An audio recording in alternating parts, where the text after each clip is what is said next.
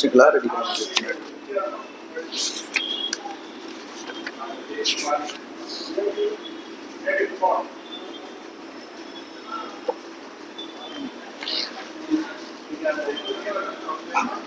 அஞ்சு குடிக்கொரு சந்ததியாய் ஆழ்வார்கள் தம் செயலை இஞ்சி நிற்கும் தன்மையளாய் இஞ்சாகி பழுத்தாளை ஆண்டாளை பத்தியுடன் நாளும் பழுத்தாய் மனமே மகிழ்ந்து.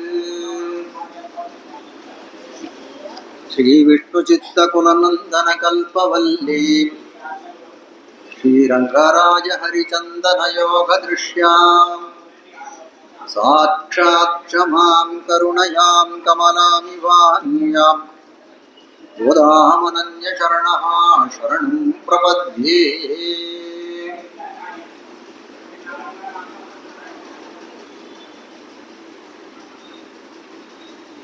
தாமோதர பெருமானுடைய ஒரு இயற்கையான இன்னொருளாலே குடிக்கொடுத்த நாச்சியார் ஆன ஆண்டாள் அருள் செய்த திருப்பாகனுடைய அனுபவத்தை தொடங்கி இருக்கிறோம். இன்னும் கொஞ்சம் விசதமா சொல்லணும் அப்படின்னா, நேற்றைய தினம் இந்த திருப்பாவைன்னு சொல்லக்கூடிய இந்த திவ்ய பிரபந்தத்திலே முதல் பாசுரமாய் விளங்கக்கூடிய இந்த மார்கழி திங்கள் அப்படின்ற பாசுரத்தினுடைய அர்த்தங்களை ஒரு 2-3 வரிகளை அனுபவிக்க பிராப்தமாயிற்றுன்னு தான் சொல்லணும். 2 காரணங்களாலே ஆண்டாள் இந்த திருப்பாவைன்னு சொல்லக்கூடிய ஒரு திவ்ய கிரந்தத்தை எழுதுவதற்கு அருளி செய்வதற்கு முற்பட்டாள்னு பார்த்தோம். ஒண்ணு, ஆண்டாளாலே எம்பெருமானை பிரிந்து தரிக்க முடியவில்லை. ஸ்ரீலிபுத்தூர்ல எழுந்திருக்கக்கூடிய அந்த வடபெரு கோயிலுடைய இடத்துல தழுவி முழிசி பரிமாற வேணும்னு ஆசை கொண்டாள் ஆண்டாள். ஆனால் அந்த எம்பெருமான் தன்னுடைய அர்ச்சாவதார சமாதியை குலைத்து கொண்டு அவள் இடத்துல வரிய அவர் ஆபிமுக்கியத்தை காட்டவில்லை. உடனே ஆண்டாள் நினைக்கிறாள், ஐயோ நமக்கு இந்த எம்பெருமான இடத்துல இருந்து எந்த விதமான பதிலும் கிடைக்க மாட்டேன்றது, அதனால வேற என்ன பண்றது, இந்த எம்பெருமானை அனுபவித்தார்கள் உண்டோ அப்படின்னு எண்ணக்கூடிய சந்தர்ப்பத்திலே கண்ணன பெருமான் திருவாய்ப்பாடியிலே அவதாரம் பண்ணின காலத்திலே கோபியர்கள் எல்லாம் அந்த கண்ணனை அனுபவித்து தரித்தார்கள் அப்படின்னு பார்த்தோம். அதுக்கு மேல ராசக்கிரீடைன்னு சொல்லக்கூடிய ஒரு வைபவத்திலே அந்த கோபிகைகளுக்கெல்லாம் ஆனந்தம் ரொம்ப அளவிற்கு மீறி போயிடுது, அபரிமிதமாக போயிட்டு. கண்ணன பெருமான் கூட ஆடக்கூடிய குறவை கோத்துன்னு பேர்.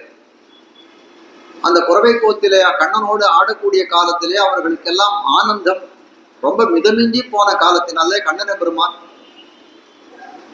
இந்த கோபிகைகளுக்கெல்லாம் ஏதாவது ஒரு பிராணத்துக்கு ஏதாவது ஆபத்து ஏற்படுமோ அப்படின்னு எண்ணிக்கொண்டு பிரிந்து சென்றார். அதுக்கப்புறம் அனுகரித்து தெரித்தார்கள் அப்படின்ற செய்திகளை நேற்றுக்கு பார்த்தோம். அது மட்டும் இல்ல, அனுகாரம்ன்றது ஒண்ணு பண்ணணும்னு ஆண்டாள் நினைக்கக்கூடிய காலத்திலே அந்த காலத்திலே கோபிகைகள் எல்லாம் கண்ணனாக அனுகாரம் செய்தார்கள். நாம் கோபிகையாக அனுகாரம் செய்வோம் அப்படின்னு ஆண்டாள் ஒரு அனுகாரத்துக்கு என்ன ரீதியில நம்ம இனிமேல் அனுகாரம் பண்ண போறோம்னு ஆய்ப்பெண்ணாகவே போனான்னு பார்க்கிறோம். இடைநடையும் இடைமுடியும் இடைப்பேச்சும் உடைநாத்தமும் இவளுக்கு ஆகி போந்தன சொல்கிறார்கள். அப்படியே ஒரு இடையர்களுடைய ஜாதியிலே பிறந்தவள் எப்படி இருக்காளோ அது போலே அவளுடைய பாவனைகள் எல்லாமே மாறிக்கொள்ளும். மேல அடுத்ததாக ஒரு விஷயத்தை சொன்னார்கள். திருப்பாவை ஏன் பாடினா அப்படின்னு சொல்லக்கூடிய காலத்திலே அந்த காலத்திலே அந்த கோபிகைகள் எல்லாம் திருவாய்ப்பாடியிலே மழை இல்லாத காரணத்தினாலே ஒரு நோன்பு நோற்று ஊருக்காக ஒரு நோன்பு நோற்றார்கள், கண்ணனோட கூடினார்கள் அப்படின்ற விஷயத்தை பார்த்தோம். அதே போல ஆண்டாள் என்ன நினைக்கிறாள், தானும் ஒரு பாவை நோன்பை நோற்போம், அப்படிப்பட்ட அந்த நோன்பை நோற்று அந்த எம்பெருமானை அடைவோம் அப்படின்னு ஒரு தீர்மானத்துக்கு வராள்.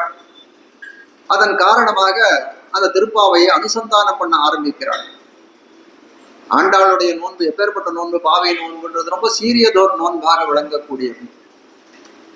நல்ல காரியத்தை செய்யக்கூடிய காலத்திலே அதுக்கு நாள் கிழமையெல்லாம் பார்த்து பண்ணணுமே அப்படின்னு ஆண்டாள் பார்த்து கொண்டிருக்கக்கூடிய காலத்திலே அவளுக்கு எப்படிப்பட்ட நாள் அமைந்ததுன்னா மார்கழி திங்கள் மதி நிறைந்த நன்னாளான்னு சொல்லும்படியாய் மார்கழி மாதம் தானாகவே ஏற்பட்டது. மார்கழி மாதம் சொல்லக்கூடியது மிக்க பெருமை வாய்ந்ததாக விளங்குகிறது. பகவான் கண்ணனே தெரிவிக்கிறான், மாதங்களிலே நான் மார்கழி மாதமாக இருக்கிறேன்னு தெரிவிக்கிறான். அப்படிப்பட்ட ஒரு நன்னாள், மதி நிறைந்த நன்னாள் சொல்லும்படியாய் ஒரு அந்த வளர்பிறை சுக்லபக்ஷம்னு சொல்லக்கூடிய வளர்பிறை திதியும் அந்த சமயத்திலே வந்ததுனாலே, பௌர்ணமாசியும் வந்ததுனாலே அந்த நோன்பை நடத்துவதற்கு நல்ல நாளும் நல்ல திதிகளும் தானே வந்து அமைந்தது. அதை கொண்டு அந்த நோன்பை நோக்க ஆரம்பிக்கிறாள் பார்த்தோம். அப்ப முதல்ல நாளை கொண்டாடினார்கள். மார்கழி திங்கள் மதி நிறைந்த நன்னாளால் நீராட போதுவீர்னு ஆண்டாளானவள் தன் தோழிகளை எல்லாம் அழைக்கிறாள்.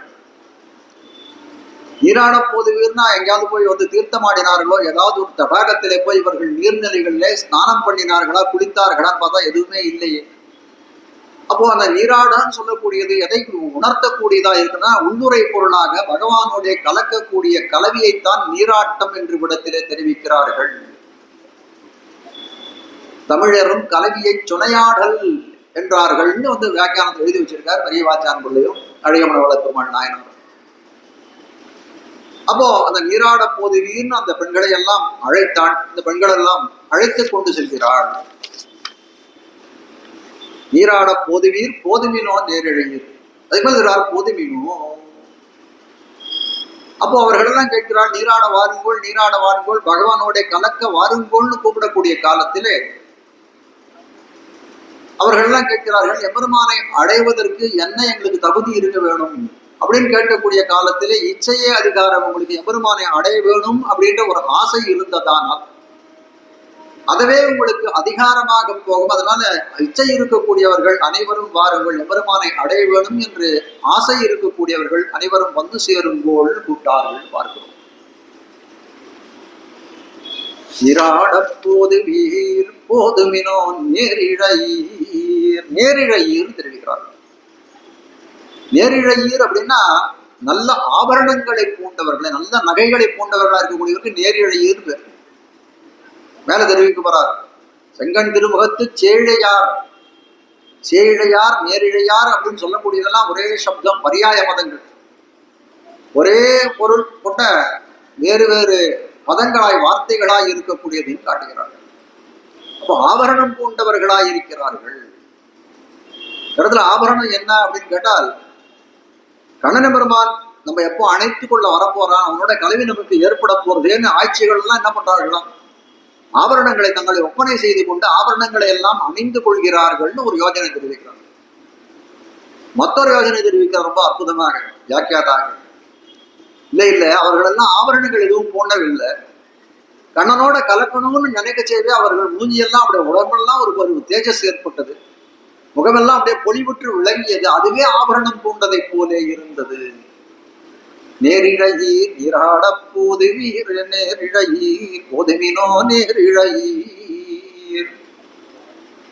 ஆனா உள்ளுரை பொருள் தெரிவிக்கிறால், இந்த ஆபரணங்கள்னு சொல்லக்கூடியது, அலங்காரங்கள் சொல்லக்கூடியது ரெண்டு விதமான அலங்காரங்கள் உண்டு.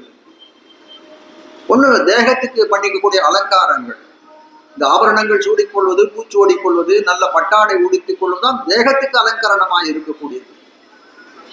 அதுவும் முக்கியம்தான். ஆனால் அதை காட்டிலும் முக்கியமானது என்ன, இந்த ஆத்மாவுக்கு அலங்காரம். பராசர பட்டரும் ஒரு ஆச்சாரியர் எழுந்திருந்தார், புறத்தாழ்வானுடைய திருக்குமாரர். அவர் ஒரு சந்தர்ப்பத்திலே உபன்யாசம் பண்ணி கொண்டிருக்கிறார். உபன்யாசம் பண்ணக்கூடிய காலத்துல எல்லாருக்கும் ரொம்ப வைராக்கியம் ரொம்ப முக்கியம். நமக்கு எல்லாம் விரக்தியோடு இருக்கணும். எதுவும் நமக்கு இந்த உலகத்தினுடைய பொருள்கள் தரத்தில நமக்கு எந்த விதமான இச்சையும் இருக்கக்கூடாது. பெருமானே நமக்கு எல்லாம் பரதெய்வம், அவனே நமக்கு உண்ணும் சோறு பருகும் நீர் தின்னும் வெத்திலைன்னு எல்லாம் இருக்கணும். அதனால நீங்க எத்தையுமே பெரிதாக கணித்துக் கொள்ளாதீர்கள். இந்த ஆடையோ ஆபரணமோ பட்டாடையோ ஆபரணமோ இந்த பல்கலன்களோ எதுவும் பெரிய விஷயம் கிடையாது. இதெல்லாம் உபன்யாசம் ரொம்ப பறக்க செய்து விட்டார். பராசரவற்றுக்கு நம்பெருமாள் ஸ்ரீரங்கத்திலே திருவரங்கன் நம்பெருமாள் ரங்கநாதன் சன்னதியிலே வேத விண்ணப்பம் புரோகித கைங்கரியம் ரெண்டுமே உண்டவர்கள். அனுதினமும் போய் அரங்கநாதன் திருமுன்பே நின்று இன்னைக்கு இந்த திதி சுவாமிக்கு இன்னென்ன காரியங்கள் இருக்குன்னு எல்லாத்தையும் போய் வாசிக்க வேண்டிய கடமை உண்டு அவர். அப்படி கைங்கரியத்துக்கு எழுந்துள்ளக்கூடிய காலத்திலே பட்டரானவர் எப்படி எழுந்தானா சர்வாலங்கார பூஷிதராய் எழுந்தார். பட்டாடை என்ன, மேல போட்டிருக்க சால்வை என்ன, அதுக்கு மேல திருவாபரணங்கள் வந்து மணி முத்து மாலைகள் என்ன, பவித்திரங்கள் என்ன, கையில வந்து மோதிரங்கள் என்னன்னு ரொம்ப அற்புதமா போய் நிக்கிறார். சீடர்கள்லாம் கேட்கிறா, சுவாமி நேற்றுக்கு உபன்யாசம் பண்ணக்கூடிய காலத்துல நீர் என்ன இப்படி சொன்னீர, எதுவுமே அவசியம் இல்லை, எம்பெருமான ஒருத்தர் பார்த்தா போதும்னு. ஒரு வாஸ்தவம் தான். ஆனா ஆழ்வார்கள் அப்படி சொல்லலையே. வரை சந்தன குழம்பும் வான்கலனும் பட்டும் விரை பொலிந்தவள் மல்லிகையும் நிறைத்து கொண்ட அதிகண் நின்ன அறிவன் அடியினையே ஓதி பணிவதுரும். எம்பெருமானை ஓதி பணியக்கூடிய காலத்துல எப்படி போக வேண்டும்? வரை சந்தன குழம்பு, நல்ல சந்தனத்தை குழம்பா எடுத்து வாசனையா இருக்கக்கூடிய சந்தனத்தை நல்லா பூஜிக்கணும். வரை சந்தன குழம்பும் வான் கலனும், நல்ல ஆபரணங்கள், பொன்னாலும் வைரத்தாலும் வைடூரியங்களாலும் சமைக்கப்பட்ட ஆபரணங்களை அணிந்து கொண்டு செல்ல வேண்டும். வான் கலனும் பட்டும் விரைப்பு, நல்ல புஷ்பங்களை, அருமணமிக்க புஷ்பங்களை எல்லாம் சூடிக்கொண்டு எம்பெருமான செவி கழிச்சே போகணும்னு ஆழ்வார் சொல்லியிருக்காரு. நான் வரணும்னா நான் வைராக்கியத்தோட எதுவும் இல்லாத ஒரு அழுக்கு வேஷ்டி கூட கட்டின்னு வரலாம். ஆழ்வார் வார்த்தையை நான் உதாசீனம் பண்ண முடியாதுன்னு சொல்றேன். அதே போல இந்த இடத்துல அலங்காரம்னு சொல்லக்கூடிய நேரடியா அலங்காரம்னு சொன்னா ஒண்ணு தேகத்துக்கு இருக்கக்கூடிய அலங்காரம், மற்றொன்னு ஆத்மாவுக்கு இருக்கக்கூடிய அலங்காரங்கள். தேகத்துக்கு அலங்காரமா இருக்கக்கூடிய ஒப்பனை பொருட்கள் எல்லாம் கடையிலே போய் வாங்கக்கூடியதா இருக்கிறது. ஆத்மாவுக்கு அலங்காரமா இருக்கக்கூடியதெல்லாம் எப்படி நமக்கு கிடைக்கிறதுனா ஒரு பெரியவர்கள், ஒரு ஆச்சாரியனுடைய சகாசத்தினாலே, அவருடைய உபகாரத்தினாலே நமக்கு கிடைக்கிறது தெரிவிக்கிறது. ஆத்ம குணங்களில் பிரதானம் சமமுந்தமம். படலாக தெரிவிக்கிறார் ஸ்ரீவச்சன கூட்டில, ஆத்ம குணங்களில் பிரதானம் சமமும் தமமும் இவை இரண்டும் உண்டானால் ஆச்சாரியன் கை புகுரும். ஆச்சாரியன் கை புகுந்தவாறே திருமந்திரம் கை புகுரும். திருமந்திரம் கை புகுந்தவாறே ஈஸ்வரன் கை புகுரும். ஈஸ்வரன் கை புகுந்தவாறே வைகுந்தமாநகர் மத்தது கையதுவே என்ன கை வென்றபடியே பிராபிய பூமி கை புகுரும். இந்த ஆத்ம குணங்கள்னு சொல்லக்கூடியது ரெண்டு குணங்கள் தெரிவிக்கிறார், சமம் தமம்னு தெரிவிக்கிறார். ஒண்ணு வெளியில இருக்கக்கூடிய இந்த இந்திரியங்களை அப்படியே கட்டுப்படுத்தி வைக்கிறது. ஒண்ணு மனசனாலே எப்படி இருக்கக்கூடியது, மனசனாலே நல்லதே நினைத்தல் நல்லதே செய்தல் அப்படின்றது மனசனாலே உள்ள இருக்கக்கூடிய அந்த மனசை கட்டுப்பாடுல வைக்கக்கூடியதுக்கு சமம் தமம்னு தெரிவிக்கிறார்கள். அப்படிப்பட்ட இந்த சமமும் தமமும் என்ன ஆச்சுன்னா என்ன பண்ணோம் அப்படின்னு கேட்டால் அது அவனுக்கு கை கூடித்தே. ஆனால் அவ இரண்டும் உண்டானால் நமக்கு என்ன கிடைக்கும்னா ஒரு நல்ல ஆச்சாரியன் கிடைப்பார். ஆச்சாரியன் கிடைத்தாரே, ஆனால் என்ன பண்ணுவார் அவர்? ஆச்சாரியன் நமக்கு அந்த திருமந்திரம்னு சொல்லக்கூடிய திருவஷ்டாட்சர மகாமந்திரத்தை உபதேசம் பண்ணுவார். அப்படி உபதேசம் பண்ணக்கூடிய காலத்திலே நமக்கு என்ன தெரியும் அப்படின்னா இந்த ஜீவாத்ம ஸ்வரூபம் என்னன்றது தெரியும், பரமாத்ம ஸ்வரூபம் என்னன்றது தெரியும். அந்த எம்பெருமானுக்கே நான் அடிமைப்பட்டவன்ற சம்பந்த உணர்ச்சி நமக்கு தெரியும். அப்போ அந்த திருமந்திரம் கை புகுந்தவாறே என்ன ஆகும்னா ஈஸ்வரனே வந்து கை புகுவான். ஈஸ்வரன் கை புகுந்தவாறே என்ன கிடைக்கும்னா வைகுந்தமானவராகிய பராப்பிய பூமியானது கை புகுறும்னு சொல்லக்கூடியதாக இருக்கிறது. அப்போ நீராட போது வீறு போதுமினோ நெறிழையீர் சீர்மல்கமாய்ப்பாடி செல்வ சிறுமீர்காள் சீர்மல்கமாய்ப்பாடி. நல்ல வளம் பொருந்தியதாய் மங்களம் பொருந்தியதாய் இருக்கக்கூடிய திருவாய்ப்பாடின்னு தெரிவிக்கிறார். அப்படி என்ன சுவாமி அந்த இடத்துல மங்களம் ஏற்பட்டிருக்குது அப்படின்னு கேட்கிறான். கண்ணன் பெருமானே வந்து அவதாரம் பண்ணிருக்கால், வேற என்ன அதுக்கு சீர்வேதம்? நிறைய குணங்கள் பொருந்தியதா நல்ல மங்களம் பொருந்தியதா இருக்கக்கூடிய அதை கேட்ட ஸ்ரீமதி என்ன வேணும் அதுக்குன்னு சொல்லக்கூடியதா இருக்கு. அது மட்டும் இல்ல, வியாக்கியானம் பண்ணக்கூடியவர் தெரிவிக்கிறாள், இந்த திருவாய்ப்பாடின்னு சொல்லக்கூடியது பரமபதத்தை காட்டிலும் விஞ்சியதா இருக்குது, அதனால சீர்மல்கமாய்ப்பாடி. எம்பெருமான் வைகுண்டத்துல இருக்கக்கூடிய இருப்பு எப்படி இருக்கு அப்படின்னு கேட்டால் வைகுண்டேது பரேலோகேஷ்யாசார்த்தம் ஜெகத்பதி ஆஸ்தே விஷ்ணுர் அச்சிந்தியாத்மா பக்தை பகவதை சஹ. எல்லாம் தேவிமார்களெல்லாம் புடைசூழ, நித்தியர்கள் முக்தர்கள் புடைசூழ எப்பவும் அந்த எம்பெருமானுக்கு திருவாராதனமானது நடந்து கொண்டே இருக்கிறது. அப்படி இடையறாத எம்பெருமானுடைய ஒரு பூஜை நடக்கக்கூடிய இடமா இருக்கிற எம்பெருமானுக்கு ஓய்ச்சல் ஒழிவில்லை. அங்க இருக்கக்கூடிய நித்திய சூரிகள் முக்தாத்மாக்கள் ஓய்ச்சல் ஒழிவில்லாத எம்பெருமானையே அனுபவித்துக் கொண்டிருக்கிறார்கள். அப்படிப்பட்ட ஒரு ரொம்ப உயர்ந்த தேசமாய் சிறுநீர் வானத்திற்கும் தேவபிரான் என்று சொல்லும்படியாய் ரொம்ப பெரிய பூமியில இருக்கார்.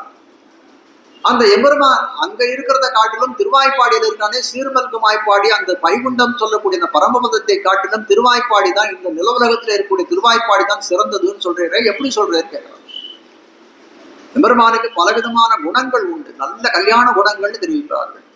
வசீவதான்யோ குணவான் சுஜிரி மிருதுர்தயாளுரு மதுரஸ்திர சமஹா ரிதி கிருதமசி ஸ்வபாவதா சமஸ்த கல்யாண குணாமிருதோததி.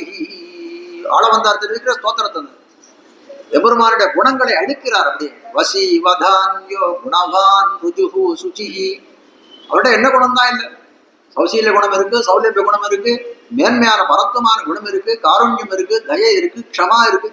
எந்த குணத்துக்கும் குறைவே கிடையாது அவனிடத்துல. எல்லா குணங்களும் விரிஞ்சிருக்கு. சமஸ்த கல்யாண குணாமிருதோததி. குணக்கடலாய் இருக்கிறான் அந்த எம்பெருமான் சொல்லக்கூடியதா இருக்கு. அப்படிப்பட்ட குணங்கள் எங்க இருக்கு? எம்பெருமான் எல்லா நிலையிலும் இருக்கு. பரமபத வைகுண்டநாதன் இடத்துல இந்த குணங்கள்லாம் இருக்கா? இருக்குன்றான். ஆனால் எந்த குணங்கள் அந்த இடத்திலே வந்து செல்லுபடி ஆகுது, விலை செல்லுகிறதுன்னு பார்த்தோமே. ஆனால் பரமபத அபராதிகள் கிடையாது, பயபர செய்பவர்கள் கிடையாது. அப்படி இருக்கக்கூடிய காலத்துல எம்பெருமானுடைய தயையாகட்டும், அவனுடைய கருணையாகட்டும், க்ஷமைன்னு சொல்லக்கூடிய பொறுமையாகட்டும், அவனுடைய சௌலபியம் செய்த குற்றத்தை நற்றமாக கொள்ளக்கூடிய வாத்சல்யமாகட்டும், இந்த மாதிரி குணங்கள் எல்லாம் அவ்விடத்திலே பிரகாசிப்பதற்கு வழியே இல்லையே. நல்ல பகல் பொழுது இந்த வழக்க போட்டு வச்சிருக்கோம், ஏற்கனவே வெளிச்சம் நல்லா இருக்கு, இந்த வழக்க போட்டு என்ன பிரயோஜனம்? அதே போல பகலிலே விளக்கை போலே வைகுண்டத்திலே எம்பெருமானுடைய அந்த நீர்மை குணங்கள் எல்லாம் செயலற்று போய் விலை செல்லாது இருக்கிறது.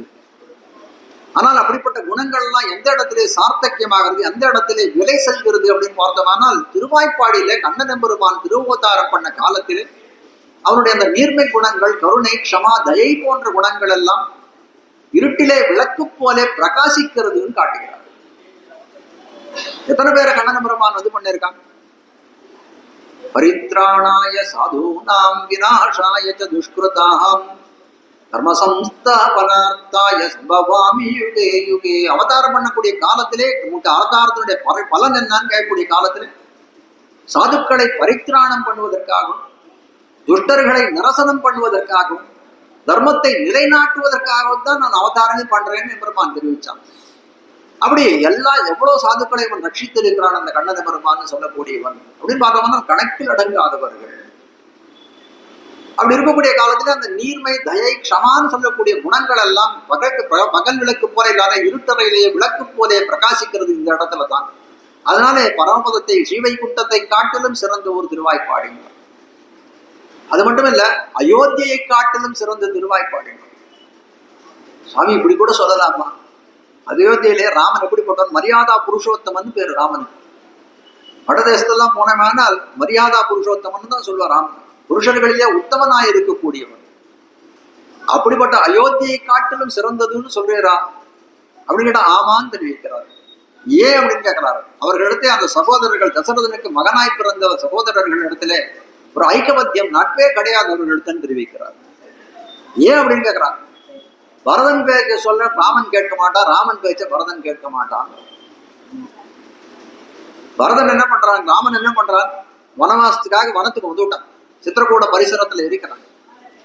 தசரதன் மாண்டு போனான், அங்கே பரதன் வரான். வந்து பார்த்தா எல்லாமே வந்து தலைகீழா இருக்கு. தசரதன் மாண்டு போனான், ராமன் கானகத்துக்கு போனான். அவனுடைய தாயான கைகேயவன் சொல்றான், உனக்காக நான் ராஜ்யத்தை பெற்று வச்சிருக்கிறேன். பரதன் சொல்றான், ராஜ்யம் அகம்ச ராமஸ்ய, நானும் இந்த அயோத்தியும் ஒண்ணுதான், நானும் ஒரு சொத்து, இந்த அயோத்தியும் ஒரு சொத்து. இது யாரை சேர்ந்த சொத்துன்னா ஒரு அதுக்கு உடையவன் ஒருத்தன் இருக்கணுமே, சுவாமி ஒருத்தன் இருக்கணுமே. அப்படிப்பட்ட சுவாமி யாருன்னா ராமன் தான். ரெண்டும் நானும் இந்த அயோத்தியும் ஒண்ணுதான், சொத்து அவனுக்கு சொத்தா இருக்கக்கூடியவன், நாங்கள் ரெண்டு பேரும் அவனுக்கு சொத்தா இருக்கக்கூடியவன். ஒரு சொத்து இன்னொரு சொத்தை ஆட்சி புரிய முடியுமா? அப்படிலாம் என்னால் ஆட்சி புரிய முடியாது. அதனால் ராமனை அழைத்து வருகிறேன்னு அப்படியே நேர கானகத்துக்கு செல்கிறான் பரதனான.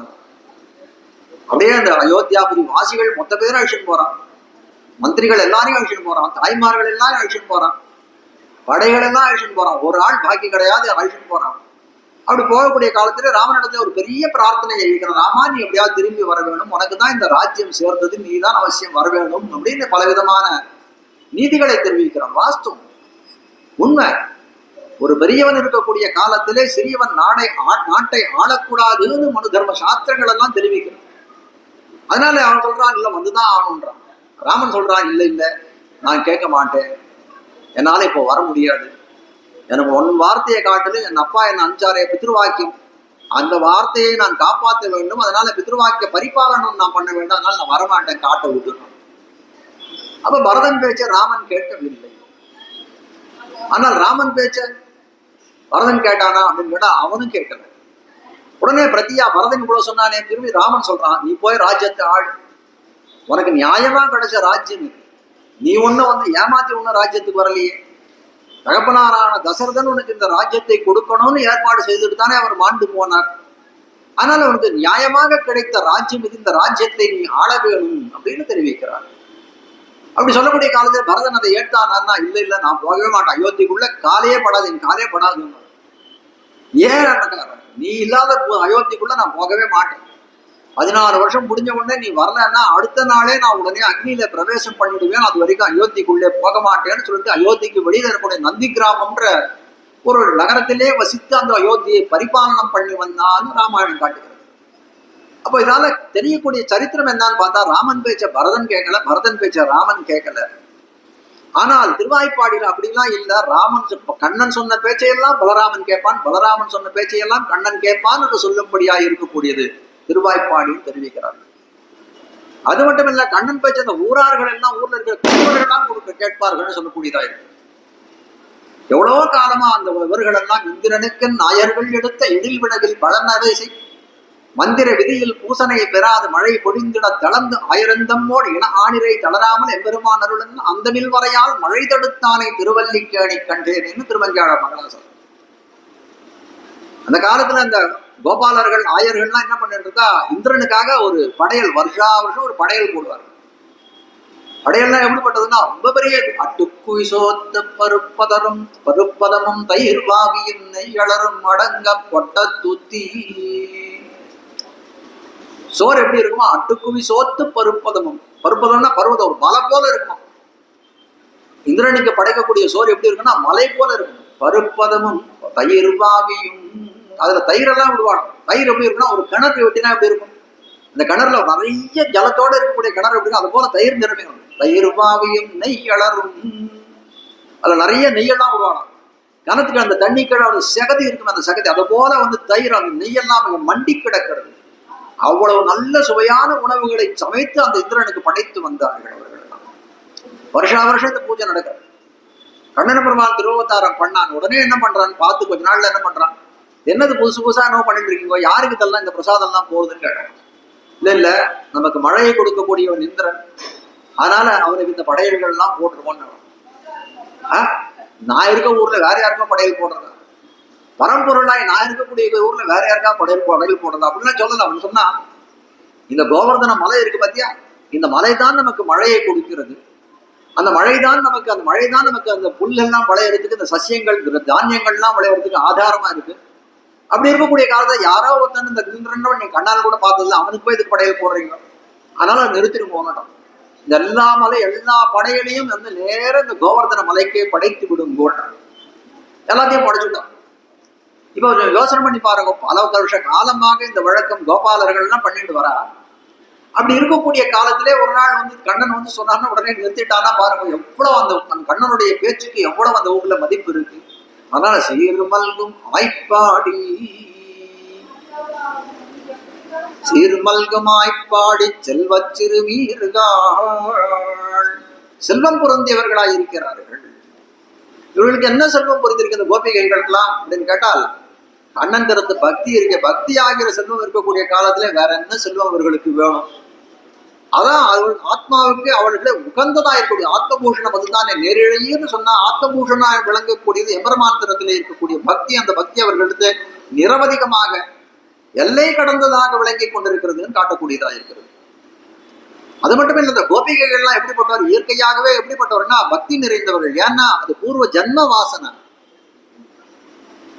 எம்பெருமான் ராமனாக அவதாரம் பண்ண காலத்திலே காட்டுக்கு போனான் இல்லையா, காட்டுக்கு போகக்கூடிய காலத்திலே தண்டகாரண்யம் சொல்லக்கூடிய அந்த காட்டிலே பல ரிஷிகளை சந்தித்தான். அந்த ரிஷிகள் எல்லாம் ராமனை பார்க்கிறார்கள். பார்த்த காலத்தே எவ்வளவு அழகு படைத்தவனா இருக்கிறான், அவனுடைய அழகிலே ஈடுபட்டார்கள் ரிஷிகள் எல்லாம். வால்மீகி ரிஷி ராமாயணத்தை தெரிவிக்கிறார், பும்சாகம் திருஷ்டி சித்தாபகாரினும், ஆடவர்களுடைய கண்ணையும் மனத்தையும் கவரக்கூடியவனாயிருக்கிறான் ராமன் சொல்றான். ஆடவர்களுடைய கண்ணையும் மனத்தையும் கவர்றான், நம்ம பெண்களுடைய மனத்தை கவரலையான்னு கேட்கிறான்.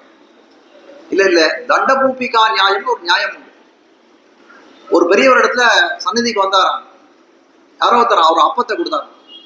சரி நாளைக்கு சாப்பிடலாம் அப்படின்னு சொல்லி என்ன பண்ணாராம், அந்த அப்பத்தை ஒரு துணியில கட்டினார். அந்த தன் கையில வச்சு ஒரு தடி வச்சிருந்தார், அந்த தடியில கட்டி வச்சுட்டார். ராத்திரி வீட்டுல கொண்டு வந்து வச்சுட்டார். நிறைய பெரிய எலி தொல்லாம் வீட்டுல வந்தது. எலிக்கு ரொம்ப பசி. அந்த தண்டத்தையும் சேர்த்து சாப்பிட்டு கொடுத்து அந்த அப்பத்தையும் சேர்த்து சாப்பிட்டு கொடுத்து மறுநாள் காலத்தால எழுந்த உடனே அவர் ஞாபகம் வந்து தன் மனைவியை கூட்டார். அந்த தண்டத்துல ஒரு அப்பத்தை கட்டி வச்சிருக்கேன், அதை எடுத்துன்னு வாங்கினார். அவ போய் பார்த்தாலும் தண்டத்தையே காணும். அந்த இடத்துல தண்டத்தை காட்டணும்னே அவன் பாக்குற கீழே துகள்லாம், அந்த தண்டத்தினுடைய துகள்கள்லாம், அந்த மரத்துகள்லாம் இருக்கு. பார்த்த உடனே அவன் சொல்றாளா, அங்க தண்டத்தை எல்லாம் அந்த எலி தின்னு கொடுத்துனாலும். தண்டத்தை தானே தின்னு, அப்பம் இருக்கா பாருன்னு. பதார்த்தம் உண்ணும் பதார்த்தமா இருக்கக்கூடிய உண்றதுக்கு சுவை இல்லாத பதார்த்தமா இருக்கக்கூடிய தண்டத்தையே தின்னுடுத்துனா, உண்றதுக்கு சுவையா இருக்கக்கூடிய பதார்த்தம் அந்த அப்பத்தை தின்னால இருக்குமா, அப்பத்தையும் சேர்த்து தின்னு போயிடும். தண்டபூபிகா நியாயம். அது போல இந்த இடத்துல ராமனை எப்படி அழகு எப்படி இருக்குன்னா, ஆடவர்களையே மயக்கக்கூடிய அழகா இருக்குன்னா பெண்களை மயக்கிறதுக்கு என்ன பெரிய விஷயம். ஆனால் சொல்றார், ஆடவர்கள் ஆண்களுடைய நெஞ்சையும் கண்ணையும் அபகரிக்கக்கூடியவனா இருக்கக்கூடியது ராமனுடைய அழகுன்னு காட்டுகிறார்கள். அப்போ அந்த ரிஷிகள்லாம் என்ன பண்ணால், எம்பெருமான் இன்னொரு அவதாரம் செய்யக்கூடிய காலத்திலே நாங்கள் எல்லாம் ஒரு பெண் வடிவு எடுத்து இப்படத்திலே அந்த அவதாரத்தை அனுபவிக்க வேண்டும்னு நினைத்தார்கள். அதுக்கு அனுகுணமாக கண்ணன் எம்பெருமான் அடுத்த அவதாரம் ராமாவதாரத்துக்கு அடுத்தமாக கிருஷ்ணாவதாரம் எடுத்தான். அந்த தண்டகாரண்ய ரிஷிகள் எல்லாம் கோபிகைகளால வடிவம் தரித்து எம்பெருமான் திறத்திலே பக்தி செய்தார்கள். அப்ப பூர்வ ஜென்ம வாசனையாலே இவர்கள் திறத்திலே பக்தின்றது நிறைந்து இருக்கிறது எம்பெருமான் திறத்திலே. இந்த ஜென்மத்துல கேட்கவே வேண்டாம், அதே வாசனை அப்படியே வந்து கொண்டிருக்கிறதுன்னு சொல்லக்கூடியதா இருக்கிறது. செல்வழ்கமாய்ப்பாடி செல்வ சிறுமீர்காள் கூர்வேல் கொடுந்தொழிலன் அந்த கோபன் குமரன்.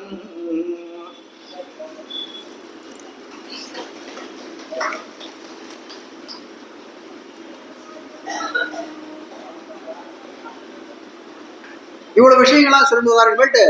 இந்த கதையினுடைய கதாநாயகனை அறிமுகப்படுத்த வேண்டுமே, அதுக்கு ஆயத்தமாகிறார். அவன் கண்ணன்றவன் யார் அப்படின்னு சொல்லக்கூடிய காலத்திலே சீர்மல்கமாய்ப்பாடி செல்வ சிறுமீர்கள் கூர்வேல் கொடுந்தொழிலன் நந்தகோபன் குமரன். இந்த கண்ணனானவன் நந்தகோபனுக்கு பிள்ளையாக பிறந்தவன். இந்த நந்தகோபன் எப்படிப்பட்டவன் அப்படின்னு கேட்கிறான். நந்தகோபன் எப்படிப்பட்டவனா இருக்கன்னா, அவன் ரொம்ப சாதுக்கள் எல்லாம் பரமசாதுன்னு சொல்லுவாள். அப்படிப்பட்ட சாதுவா இருக்கக்கூடியவன். என்ன பண்ணுவானா, அவன் கண்ணன் பிறப்பதற்கு முன்னாடி ஒரு பசும் புல்லிலே நடந்தறியாத நந்தகோபன்றான். புல்லு இருக்கு, அந்த புல்லு நடக்க மாட்டான். ஏன்னா அந்த புல்லுக்குள்ள ஏதாவது சின்ன எறும்பு போல சின்ன உயிர்கள்லாம் இருக்குமே, அதெல்லாம் நம்ம காலில் பட்டு அது ஏதாவது மரண அவஸ்தை ஏற்பட்டதுன்னா என்ன பண்றதுன்னு அந்த பசும்புல்லிலேயும் நடந்தறியாத நந்தகோபனா இருக்கக்கூடியவன். அப்படிப்பட்ட சாதுவா இருக்கக்கூடியவன். அவர் போல ஒரு ஆச்சாரியன் இருந்தார், நந்தகோபுரம் போனார். வியாக்கியானத்தை எடுக்கிறார். சிறிய ஆத்துக்கள் சொதம் புல்லில் நடந்தறியாத சிறிய ஆத்தானை போல, சிறியாத்தான் ஒரு ஆச்சாரியர் இருந்தார்.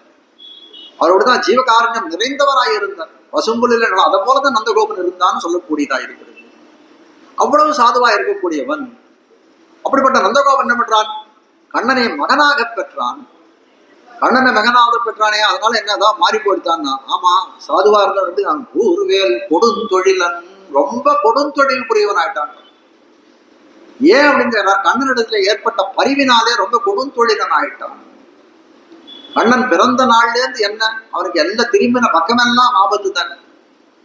பிறந்தவுடனே அவனை கொல்வதற்காக கம்சன் காத்து கொண்டிருந்தான். ஒருத்தி மகனாய் பிறந்து ஓரிரவில் ஒருத்தி மகனாய் ஒளித்து வளர என்று சொல்லும்படியாக ஒளித்து வந்தான் அங்கிருந்து. அது மட்டுமா, உடனே மேல மேல மேல அவசரங்கள் பூதனா சகடாசுரன் விருத்தாசுரன் கபித்தாசுரன் பத்சாசுரன் எவ்வளவு பேர் வந்தான். அகாசுரன் பகாசுரன். கண்ணனை முடிக்கணும். தேனுகன் பிளம்பன் காளியன் என்னும் தீப்பம் கூடுகள் அடங்க உழக்கி திருவாய்ப்பாடி பூரா பகைவர்கள் பரம்பின பாடியாயிருந்தது. கண்ணன பெருமான் ஒழிச்சுடணும். இதெல்லாம் பாக்குறான் நந்தகோபன். பார்க்கிறான், ஐயோ நம்ம குழந்தைய காப்பாற்ற வேண்டியது நம்மளுடைய கர்த்தவியம், நம்முடைய கடமை ஆச்சுன்னு கையில ஒரு ரொம்ப நாளா உபயோகப்படுத்தாத ஒரு ஈட்டி வச்சிருந்தாங்க வீட்டுல. அதை கொண்டு போய் அந்த உலகடத்துல கொண்டு போய் இரும்பு இது பண்ணக்கூடிய இடத்துல, சீர் பண்ணக்கூடிய இடத்துல கொண்டு போய் வச்சு அதெல்லாம் சரி பண்ண வந்து அதுக்கு நெய் பூசி வச்சிருந்தாங்க. அதுக்கு மேல சொல்றான், அந்த இல்ல சொல்றான், அந்த கண்ணன் படுத்திருக்கக்கூடிய தொட்டில் கீழே அந்த எறும்பு போகுமா. எறும்பு போனா என்ன பண்ணா, எறும்பை கொள்றதுக்கு பெரிய ஆயுதமா இருக்கக்கூடிய ஈட்டியை கொண்டு போகணும். எறும்பை கொள்றதுக்கு ஈட்டியா வேணும். சாதாரணமா ஆசியமா ஒரு கதை சொல்லுவாங்க. இந்த கொசுக்கள்லாம் சேர்த்து ஒரு தபஸ் பண்ணிட்டோம். தபஸ் பண்ணா பெருமாள் வந்தாரா, நேரம் வந்து என்ன வர வேணும் அப்படின்னு கேட்டார். நான் கடிச்சா சாகணும்னு கேட்டது. அது என்ன கேட்டுக்கணும் நியாயமா, நான் கடிச்சா கடிச்சவன் சாகணும்னு கேட்டுக்கணும், நான் கடிச்சா சாகணும்னு கேட்டுக்கணும். இப்ப பாருங்க, நம்ம கடிச்சதுன்னா என்ன பண்றோம், பலாரும் ஒரு அடி அடிக்கிறோம், கொசு செத்து போட்டுச்சு. அப்படிப்பட்ட கொசுவை அடிக்கிறதுக்கு என்ன வேணும், பெரிய ஈட்டியா வேணும். அதே போல வந்து எறும்பு, ஒரு சிற்றெரும்பு ஊர்ந்தாலும், கண்ணனுடைய தொட்டிலின் கீழே ஒரு சிற்றெரும்பு ஊர்ந்தாலும் என்ன பண்ணுவாங்க, அந்த கொடிய ஈட்டியை கொண்டு வந்து இது பண்ணுவாங்க. ஒருவேல் கொடுந்தொழிலன் அந்த கோபன் குமரன் எடுத்த பேராளன் அந்த கோபன் தன் இன்னுயிர் சிறு. நம்மாழ்வார் சொல்றார், எடுத்த பேராளன். நந்தகோபன் எப்படிப்பட்டவன், ரொம்ப வந்து மகா நிதி படைத்தவன், நல்ல பெரிய தனம் படைத்தவன், ஐஸ்வர்யம் படைத்தவன். வியாக்கியானம் எழுதுவான், நிதி எடுத்த பேராளன். நிதினா ஐஸ்வர்யம், பெரிய தனத்தை அடைந்தவனாய் இருக்கிற நிதி எடுத்த பேராளன் காட்டுறான். அப்படி என்ன நிதி கிடைத்ததுன்றார் எம்பெருமான் கண்ணனே அவனுக்கு கிடைச்சான். அதை காட்டுல பெரிய நிதி ஒண்ணு வேணுமா? அதுவும் எப்படி கிடைச்சது அவனுக்கு நிதி அப்படின்னா, ஏதாவது பிரயத்தனம், ரொம்ப பிரயத்தனம் பட்டானா, ஒரு பிரயத்தனமும் படல. ஒரு விதமான வந்து எம்பெருமானே நீ எனக்கு வந்து பிள்ளையாக பிறக்கணும்னு கேட்டானா ஒரு நாள் கூட அந்த மாதிரி பிரார்த்தனையே பண்ணது கிடையாது. ஆனால் கண்ணன் எப்படி வந்தானா, தானாக வந்து சேர்த்தான். யமே வைஷவருணுதே தேன லப்யா, உபனிஷத்து தெரிவிக்கிறது. யமே வைஷவருணுதே தேன லப்யா, எந்த விதமான பிரயத்தனமும் பண்ணாத தானே வந்து அவர்களை ஸ்வீகாரம் பண்ணான்னு காட்டக்கூடியது. இந்த பகவான அடையக்கூடியதுல 2 விதமான முறைகள் காட்டுகிறார்கள். ஒண்ணு பரகத ஸ்வீகாரம்னு ஒரு முறை, ஸ்வகத ஸ்வீகாரம்னு ஒரு முறை. பரகத ஸ்வீகாரம் அப்படின்னு சொன்னமே, ஆனால் அந்த பகவான் வந்து நம்மளை கை கொள்ளுவது, அதுக்கு பேர் பரகத ஸ்வீகாரம். ஸ்வீகாரம்னா கை கொள்ளுதல், கைப்பற்றுதல். ஸ்வகத ஸ்வீகாரம் அப்படின்னா, நாம போய் அந்த பகவான் திருவடியில எவருமானே என்னை காப்பாத்துன்னு நம்ம போய் உணர்றோமே, அதுக்கு பேர் ஸ்வகத ஸ்வீகாரம்னு பேர். இந்த ஸ்வகத ஸ்வீகாரம்னு சொல்லக்கூடியதுல நிலையிலே நின்றவர்கள் யார் அப்படின்னு கேட்டால், கண்ணனை இயற்கையிலே பெற்றெடுத்தவர்களாய் இருக்கக்கூடிய வசுதேவனும் தேவகியும் தான். அப்ப பரகத ஸ்வீகாரம் எம்பெருமானாலே அங்கீகரிக்கப்பட்டவனாய், எம்பெருமானாலே கை கொள்ளப்பட்டவராய் இருக்கக்கூடியவர் யார் அப்படின்னு கேட்டால் நந்தகோபாலனும் யசோதை பிராட்டியும் தான் தெரிவிக்கிறார்கள். குலசேகர பெருமாள் பாட்டார், நந்தன் பெத்த நல்வினை இல்லா நங்கள் கோன் வசுதேவன் பெத்திலனே. இந்த கண்ணனுடைய அனுபவம்லாம் யாருக்கு கிடைச்சது? நந்தகோபனுக்கு தான் கிடையாது. நந்தன் பெற்றனன் நல்வினை இல்லாம நங்கள் போன் வசுதேவன் பெற்றிலனே. எல்லாம் பாவம் பண்ணாலும் எங்க வசுதேவனுக்கு ஒன்றும் கிடைக்கலையே என்று சொல்லக்கூடியதா இருக்கு. கூர்வேல் கொடுந்தொழிலன் நஞ்சகோபன் குமரன், நந்தகோபனுக்கு பிள்ளையாக பிறந்தான். அப்படிலாம் பிள்ளையாக பிறக்கணுமா?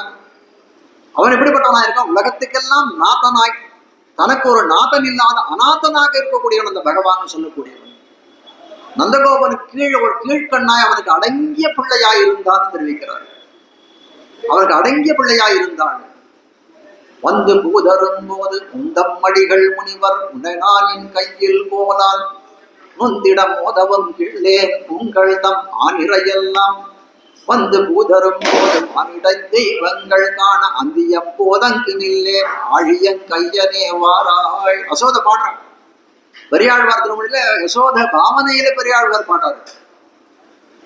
உந்தம் அடிகள் முனிவர். உந்தம் அடிகள் முனிவர்னா உனக்கு தண்டனை கொடுப்பாரு. உந்தம் அடிகள்னா நந்தகோபனானவன் நீ இந்த மாதிரி கண்ட இடத்துலயும் சுத்தின்னு இருந்தான்னு என்ன பண்ணுவார், உன்னை அடிக்கிறதுக்கு வந்துடுவான், உன்னை வெய்வான், உனக்கு கடினமா பேசுவான், உன்னை ஏசுவான், உன்னை அடிப்பான். ஏன் இந்த மாதிரி பண்ற, நீ இந்த மாதிரி குறும்பெல்லாம் பண்ணாத, எந்த இடத்துக்கும் போகாதான்னு சொல்லக்கூடியது. அப்போ காட்ட வந்து தெரிவிக்கக்கூடிய விஷயம் என்ன, அவனுக்கு அடங்கியவனாய் அடங்கிய பிள்ளையாய் இருந்தான். இயற்கை தானே அது. உலகத்துல நம்ம பார்க்கக்கூடிய காட்சி தானே. எந்த பிள்ளையாரும் நம்ம வீட்டில் இருக்கக்கூடிய பிள்ளைகளும் பார்க்கறோமே, அப்பாவை பார்த்தா கொஞ்சம் பயப்படுற மாதிரி வேஷம் போடும், அம்மாவை பார்த்தா என்ன பண்ணும், தலைக்கு மேலே ஏறிப்பாங்க. அப்படித்தானே இருக்குது. எடுத்த பேராளன் நந்தகோபன் கூர்வேல் கொடுந்தொழிலன் நந்தகோபன் குமரன் ஏறார்ந்த கண்ணி யசோதை இளம் சிங்கம். ஏறார்ந்த கண்ணி, ரொம்ப கண்ணழகு படைத்தவளா இருக்கிறாள் யசோதை. எப்படி சுவாமி இந்த கண்ணழகு வந்தது? அவளுக்கு ரொம்ப நாளா இப்படிப்பட்ட கண்ணழகு இருந்ததான்னா, இல்ல இல்ல, அவளுக்கு கண்ணழகு வந்ததே கண்ணன் பிறந்ததுக்கு அப்புறம் தான். அப்படி கூட திடீர்னு கூட ஒரு கண்ணழகு வந்துருமா என்ன அப்படின்னு கேட்டாங்க. இல்ல இல்ல, கண்ணன் பிறந்ததுக்கு பிறகு கண்ணனையே பார்த்து கொண்டிருந்தாள். இப்படியே கண்ணனையே பார்த்து கொண்டிருந்தாள். பெரியாழ்வார் பாடுகிறார். அந்த பெரியாழ்வார் ஆரம்பிச்ச உடனே வண்ணமாடங்கள் சூழ்ந்து 10 பாட்டு முடிஞ்ச உடனே ஆரம்பிக்கிறார். சீதற்கடல் உள் அமுதொன்ன தேவகி கோதை குழலா அசோதைக்கு போத்தந்த பேதை குழவி பிடித்து சுவைத்துண்ணம் பாதக்கமலங்கள் காணீரே பவள வாயீர் வந்து காணீரே. ஒரு அவயவமா காட்டுறான். தானும் பார்க்கிறா கண்ணன பெருமானுடைய ஒரு அவயவத்தையும் பார்க்கிறான். ஆயர்புத்திரன் அல்லன் அருந்தெய்வமாச்சே, அவனுடைய திருவடிகளை பார்க்கிறார், அவனுடைய திருமுடியை பார்க்கிறார், அவனுடைய திருக்கண்களை பார்க்கிறார், திருவாயை பார்க்கிறான், திரு விரல்களை பார்க்கிறான். ஒன்னொன்னையும் பார்த்து தானும் பார்க்கிறான். அடுத்தவர்களுக்கும் கூட்டு கூட்டு காட்டுறான். ஊழல் எல்லாம் கேட்கிறா. இது மாதிரி காட்டுறாள், திருஷ்டிப்படாதான் கண்ணனுக்கு திருஷ்டிப்படும் என்று மென் பிள்ளை திருஷ்டியை முறைக்கிறாங்க. பெரியாழ்வார் யசோத கவனில கண்ணனுக்கு திருஷ்டி. என்று மென் பிள்ளைக்கு தீமைகள் செய்வார்கள் அங்கனம் இப்படி திருஷ்டி முறிக்கிறாளாம். அப்படி சொல்றா. இந்த கையெடுத்து இப்படி பண்றாளாம். அங்கனம் அவர்களே, அப்படியே நாசமா போயிடும் அவர்கள்லாம் என்று சொல்லக்கூடியதா இருக்கு.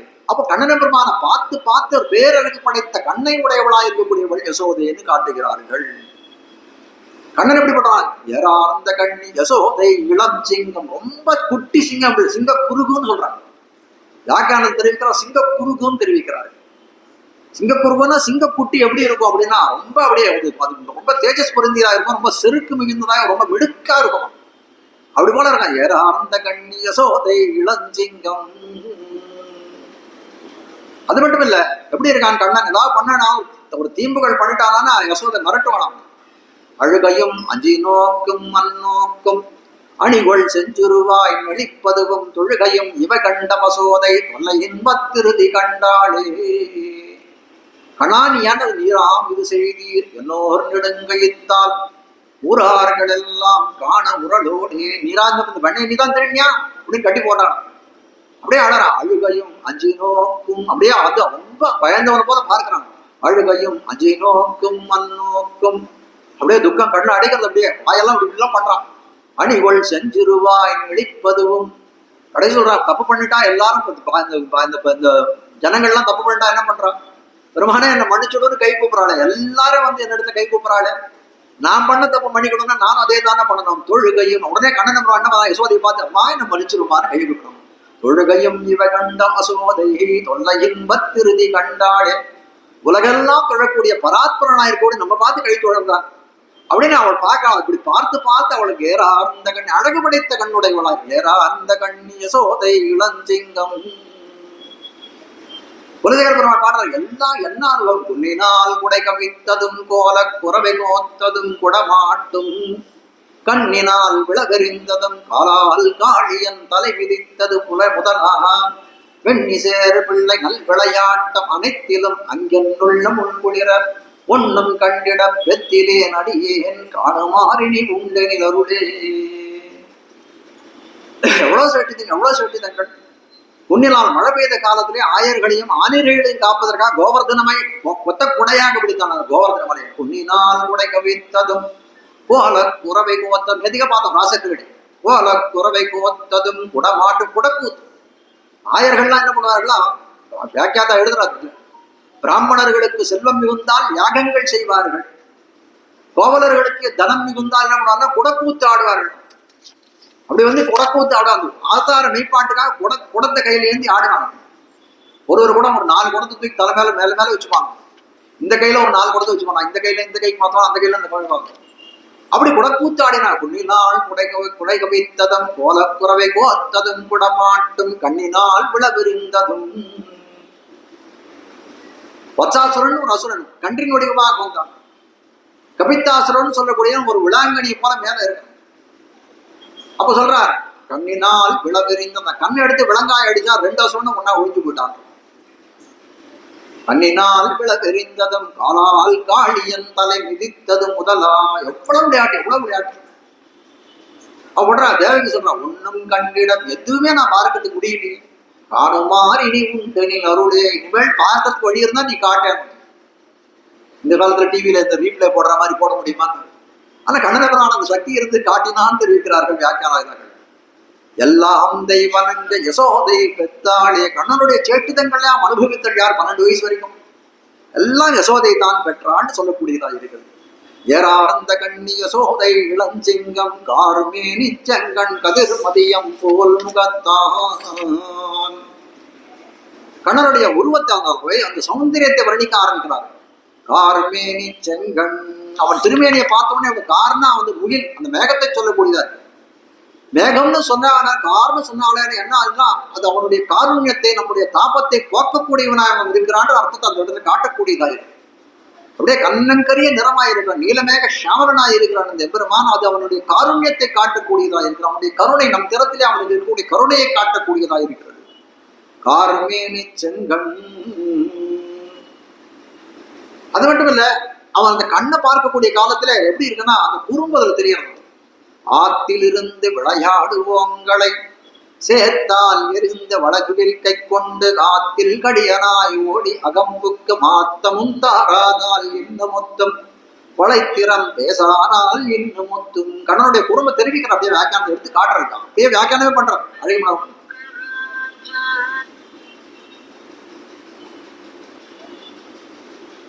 வியாக்கியாதா தெரிவிக்கிறாரு. இந்த பாசுரத்தை அப்படியே எடுத்து காட்டுறான். கண்ணன் ஒரு காலத்துல என்ன பண்றான்னா, அந்த இருக்கக்கூடிய கோபிகைகள்லாம் ஒரு இடத்துல விளையாடணும்னு போறான்.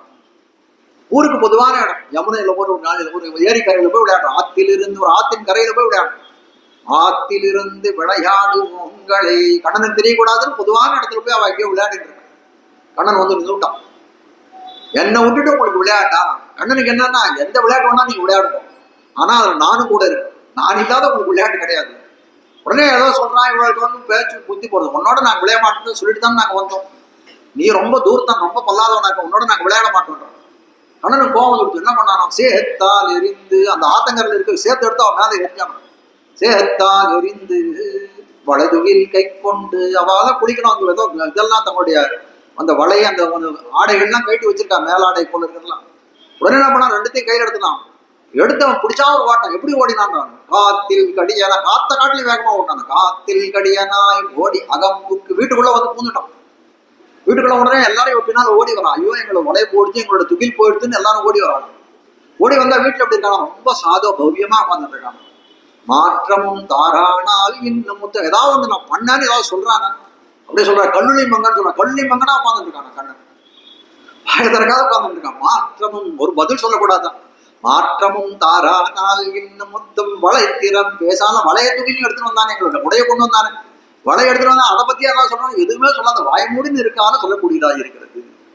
அப்ப காட்ட வந்த விஷயம் இந்த இடத்துல என்ன அப்படின்னு கேட்டா, இவ்வளவு தீம்பு கூடையா இருக்கான் அப்படின்னா கூட அவனுடைய வடிவழகு சரி, இவ்வளவு துஷ்டனா இருக்கான். துஷ்டனை கண்டா தூர விலகுன்னு சொல்றதே ஊரு. அதனால கண்ணனை தள்ளி வச்சுடலாமா அப்படின்னா அப்படி தள்ளி வைக்க முடியாதுன்றான். ஏன்னா அந்த வடிவழகானது கார்மேனி செங்கண் கதிர் மதியம் போல் முகத்தான். அந்த வடிவழகானது அவனை விட ஒண்ணாதபடி, அவனை பற்ற வைக்கும்படியாக நம்முடைய மனத்தை ஆர்ப்பரிக்க செய்கிறது காட்டுகிறார். கார்மேனி செங்கண் கதிர் மதியம் போல் முகத்தான். திரும்ப மண்டலத்தை ஒரு தேஜஸ், ஒரு ஒளி இருக்கு கண்ணனுடைய இது. அது எப்படி இருக்கான்னா, அது சூரியனை போலவும் இருக்கு, சந்திரனை போலவும் இருக்கணும். சூரியனுடைய பிரகாசம் அதுல இருக்கு, சந்திரனுடைய தண்டனையும் சொல்லக்கூடிய அந்த குளிர்ச்சியும் அதிலே இருக்கிறதுன்னு சொல்லக்கூடியதா இருக்கிறது. இப்படிப்பட்டவன் யார்? ஊர்வேல் கொடுங்குடிரன் நந்தகோபன் குமரன் ஏரானந்த கண்ணி யசோதை இளஞ்சிங்கம் கார்மேனி செங்கன் கதிர்மதியம் போல் முகத்தான். அவன் யாருன்னு கேட்கிறார். அவன் வேற யாரும் இல்லை, நமக்கு எல்லாம் நாத்தனாய், நமக்கு வகுத்த சேஷியாய், நமக்கு பகவானா இருக்கக்கூடிய நாராயணன். நாராயணனே உடனே சொல்ல, நாராயணனே. நாராயணன்ற சப்தத்துக்கு என்ன அர்த்தம் அப்படின்னு கேட்டால், நாரங்களை எல்லாம், நாரங்களுக்கெல்லாம் அயனமாக இருக்கக்கூடியவன். அயனம்னா வாசஸ்தலம், இருப்பிடம். நாரங்கள்னு சொல்லக்கூடியது அழிவில்லாத நித்திய வஸ்துக்களாக இருக்கக்கூடியதுலாம் நாரங்கள்னு பேர். அந்த நாரங்களுக்குள்ளெல்லாம் அயனமாய், அதை வாசஸ்தானமாய் உடையவன், அந்த நாரங்களையே தனக்கு வாசஸ்தானமாய் உடையவன். இன்னொரு விதமாக சொல்லலாம், அந்த நாரங்களுக்கெல்லாம் தான் வாசஸ்தானமாக இருக்கக்கூடிய, உள்ளே இருக்கான் புறத்திலையும் இருக்கான். ஒரு பொருள் நமக்கு உள்ளுக்குள்ள இருக்குன்னா அது வெளியில இருக்காது. அவன் எம்பெருமான் எப்படி இருக்கான்னா, அவன் உள்ளுக்குள்ளியும் இருக்கான், வெளியிலையும் இருக்கான். அவனை நாம் பற்றி இருக்கிறோம், நம்மை அவன் பற்றி இருக்கிறான்னு சொல்லிட்டு பரஸ்பரமா ஒருத்தர் பற்றி இருக்கக்கூடியதா இருக்கிறது. அதனால் நாராயணன் தெரிவிக்கிறான். நாராயணனுக்கு அயனமா இருக்கிறான் சொல்லக்கூடியதா இருக்குது. இப்போ நாராயணனே அப்படின்னு சொல்லக்கூடிய காலத்துல அந்த ஏகாரம்னு சொல்லக்கூடியது பிரிநிலைன்னு தெரிவிக்கிறார். தமிழ்ல பிரிநிலைன்னு சொல்றாங்க. அதுவே அது மட்டுமே சொல்றோம் இல்லையா, இங்கிலீஷ் சொல்றோம் ஒன்லின்னு சொல்றோம். ஒன்லின்னு சொல்றதுக்கு அர்த்தம் அதுதான், அவதாரணம் சொல்லுவாங்க சம்ஸ்கிருதத்தில். நாராயணனே நமக்கே பறை தருவான், அப்படி கூட சொல்லணுமா? நாராயணனே நமக்கே. அப்புறம் ஆண்டாளுக்கு பொதுவாக ஏகாரட்சி மாட்டின்னு இருக்கு, எல்லாத்தையும் ஏன்னு சொல்லுவாங்க. அம்பரமே தண்ணீரே சோரே, ஏன் அம்பரமே அறம் செய்யும், அம்பரம் அறம் செய்யும், அம்பரமே தண்ணீர், அம்பரம் தண்ணீர் சோறு அறம் செய்யும் சொன்னா ஆகாதான். அதுல எல்லாத்தையும் அழுத்தம் திருத்தமா சொல்லக்கூடியவர்கள். அதாவது தேவதா நிஷ்கர்ஷம் பண்ணா கிடையே சொன்னேன் முதல் காலகட்டத்தில். தேவதா நிஷ்கர்ஷன் கீதையில சொல்ல முடியாத அர்த்தங்களை எல்லாம் ரொம்ப சின்ன 30 பாசுரங்களிலே தெரிவித்தவளா இருக்கக்கூடியவள் ஆண்டான்னு சொன்னேன். சொல்றார் ஏகாரம்னு சொல்லக்கூடியது எப்படிப்பட்ட நாராயணனேன்னு சொன்ன, ஆனால் அடியவர்களுக்கு காரியம் செய்யக்கூடியவனாய் இருக்கக்கூடியவன். அப்படி காரியம் செய்யக்கூடிய காலத்திலே அவர்கள் திறத்திலே எதையும் எதிர்பார்க்காதவனாய் நிரபேட்சையாய் செய்யக்கூடியவன். நம்ம போய் ஏதாவது ஒரு காரியம் இடத்துல நம்ம போய் கேட்கறோம்னா, ஒரு கடையில போய் ஏதாவது ஒரு பொருளை வாங்கணும்னா பொருளை கொடுன்னு கொடுத்துட்டு வரேன்னா அதுக்கு உண்டான தனத்தை கொடுத்தா தானே கொடுப்பார். அதை போல தெரிவிக்கிறார் நாராயணன். அப்படி இல்லை, எந்த காரியம் அவனுக்கு அடியவர்களுக்கு செய்யக்கூடிய காரியங்கள் எதுவாக இருந்தாலும் எப்படி இருக்கானா எதையும் எதிர்பார்க்காதவனாக இருக்கிறான். நேற்றுக்கே கூட சொன்னான், உதாரா சர்வ ஏவைத்தே ஞானீந்தாத்மைவமே மதம். எல்லாரும் கேட்டவர்களுக்கு கேட்ட செல்வத்தை எல்லாம் கொடுப்பவனா இருக்கான். ஆனா சொல்றான், என் இடத்துல வாங்கக்கூடியவர்கள் எல்லாம் வள்ளல்கள். அப்படிப்பட்டவனா எதையும் எதிர்பார்க்க, அந்த பேரை கூட எதிர்பார்க்கிறது, அந்த பேரை கூட எதிர்பார்க்க. சில பேர் நம்ம கோயிலுக்கு டியூப்லைட் வாங்கி தராங்க. டியூப்லைட் வாங்கி தரதான் சுவாமி என் பேரை மட்டும் எழுத போகணும், பேரை மட்டும் எழுத போனா எப்படி டியூப்லைட் வெளிச்சமே வராத அளவுக்கு பெயிண்ட் வச்சுடுறாரு. அதுக்கு நீ அந்த லைட் எல்லாத்தையும் இருந்துக்கலாமே. ஒரு அகல் விளக்கு எடுத்து போயிருப்போம் சுவாமி, அவர் வாங்கி கொடுத்த டியூப்லைட் அவ்வளவுதான். அப்படியே சமீபத்தில் ஒருத்தர் இடத்துல போய் கேட்டேன், போய் சுவாமி கைங்கரியம் பண்ணணும் அப்படின்னாரு. அதாவது ஒரு ஜீர்ணோத்தாரணத்துக்கு சன்னதி கைங்கரியத்துக்கு கேட்டா, அதுக்குன்னு சுவாமி தாராளமா கொடுக்குறோம், பணம் ஒரு 25,000 ரூபாய் கொடுப்போம், ஆனா கல்வெட்டு பெருசா இருக்கணும். இது சொல்றேன், அவர் சொல்ற திட்டத்தை கல்வெட்டு பண்ணனா அது 30,000 அடியவர்கள் 5,000 ரூபாய் போட்டு மேல போட்டா இந்த கல்வெட்டே பண்ண முடியும். அது சொன்னா அது எங்களுக்கு ஒன்றும் லாபம் இல்லை சுவாமி, நிறைய வச்சுக்கோங்க படத்தை. அப்படிலாம் இல்லை. கண்ணன் எம்பெருமான் பண்ணக்கூடிய காரியம், நாராயணன் சொல்லக்கூடியவன் அந்த அடியவர்களுக்கு பண்ணக்கூடிய காரியம் எப்படி இருக்கும்னா எதையும் எதிர்பார்க்காததாய் தன்னலமற்றதாய் நிரபேட்சையாய் இருக்கக்கூடியதுன்னு காட்டுகிறார்கள். எந்த சாதனைத்தையும் நம்மளது எதிர்பார்க்கிறது. அவனுக்கு என்ன வேணும்? அவாப்த சமஸ்த காமன், எல்லாம் நிறைந்தவனாய் இருக்கக்கூடிய அவனுக்கு நம்ம இடத்துல நம்ம கொடுத்து ஏதாவது நிறைய போறதா, நமக்கு ஏதாவது அவன் கொடுத்து நிறைய போறதா சொல்லுங்க பார்ப்போம். நம்ம முந்திரி பருப்பு கொடுத்தாலும் ஒண்ணுதான், வாழைப்பழம் கொடுத்தாலும் ஒண்ணுதான், உடனே கொடுக்கலனாலும் ஒண்ணுதான். பத்திரம் புஷ்பம் பலம் தூயம் யோமே பத்யா பிரயச்சதி. கீதையில சொன்னா கடனை பண்ணுவான். நீ பத்திரம் எனக்கு எதாவது கொடுக்கணும்னு நினைச்சா ஒரு இலைய கொடு, ஒரு புஷ்பத்தை கொடு, ஒரு பழத்தை கொடு. ஒண்ணுமே கிடைக்கலையா, வீட்டுல குழாயில தண்ணி வரும், அதையா பிடிச்சு கொடுக்குறா அப்படின்னு. அப்படி இல்லாத சொல்ல முடியுமா? நான் அதெல்லாம் பார்க்க, நீ என்ன கொடுக்குறேன்னு நான் பார்க்கறது இல்லை, நீ எப்படி கொடுக்குற, உன் அருள் உன் பக்தி எப்படி இருக்குன்றது தான் நான் பார்க்கிறேன்னு சொல்லக்கூடியதா இருக்கு. ஒரு சுவாமி ஒருத்தர் எழுந்தருளி இருந்தார்.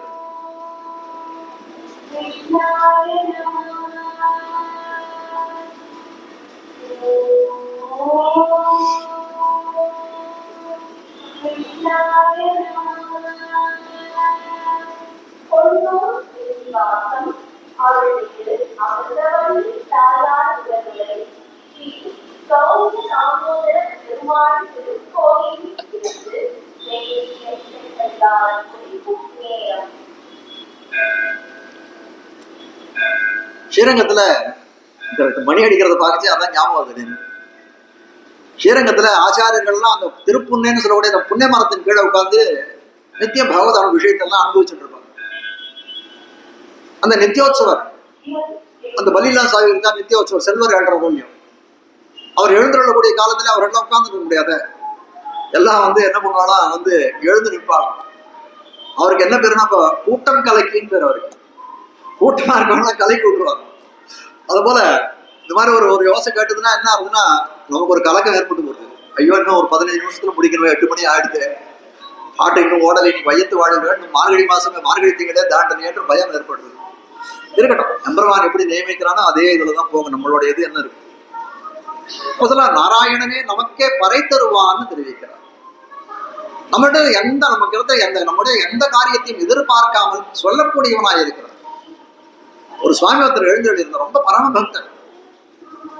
எல்லாம் பெருமாள் ஒரு இந்த சந்தர்ப்பங்கள்ல ஒரு பஞ்சபருவம், பௌர்ணமி, அமாவாசை போன்ற சந்தர்ப்பங்கள்லாம் என்ன பண்றாரு, பெருமாள் புறப்பாடு கண்டறல. அப்படி புறப்பாடு கண்டறக்கூடிய காலத்திலே அவருடைய திருமாளிகை வாசல்ல பெருமாள் எழுந்துட்டார். நம்மளாம் என்ன பண்ணுவோம், பெருமாள் வீட்டு வாசல், நம்ம வீட்டு வாசல்ல எழுதினாலும் அவருக்கு ஒரு உபகாரம் கொடுக்குறது, 2 வாழ்பத்தியோ வெத்தியோ வச்சு, ஒரு பழத்தையோ வச்சு, ஒரு கல்கண்டியோ வச்சு பெருமாளுக்கு அவர் உபகாரம் சமர்ப்பிக்கிறதுன்னு ஒண்ணு பண்றோம். அவர் இன்னைக்கு என்ன பண்ணார், அவருக்கு ஏதோ ஞாபகம் இல்லை, எதையும் சமர்ப்பிக்காத விட்டுட்டார். எதையும் சமர்ப்பிக்கிறது எதுவும் சித்தப்படுத்தி வைக்கல. பெருமாள் வாசல்ல வந்துட்டார்.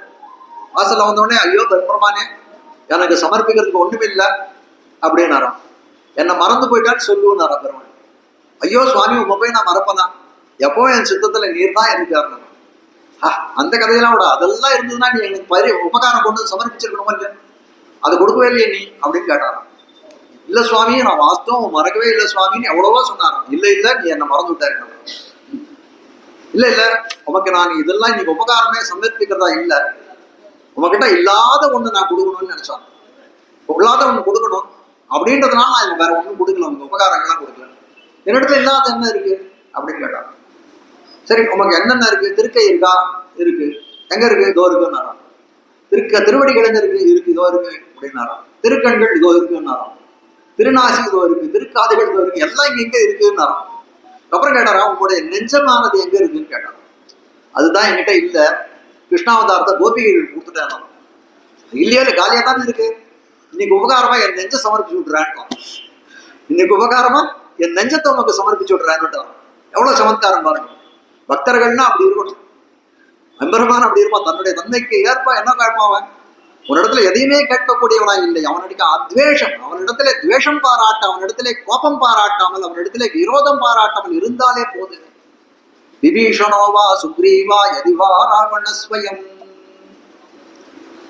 ராவணனுடைய தம்பியா இருக்கக்கூடிய விபீஷணானவன் எம்பெருமான் ராமன் இடத்திலே சரணம் புக வந்தான். அப்ப என்ன சொல்றான், பல பேர் இந்த சுக்ரீவாதிகள்லாம் என்ன பண்றான், இவனை சேர்த்துக்கவே கூடாது, வந்திருக்கக்கூடிய எதிரியினுடைய தம்பி இவனை சேர்த்துக்க கூடாதுன்னு.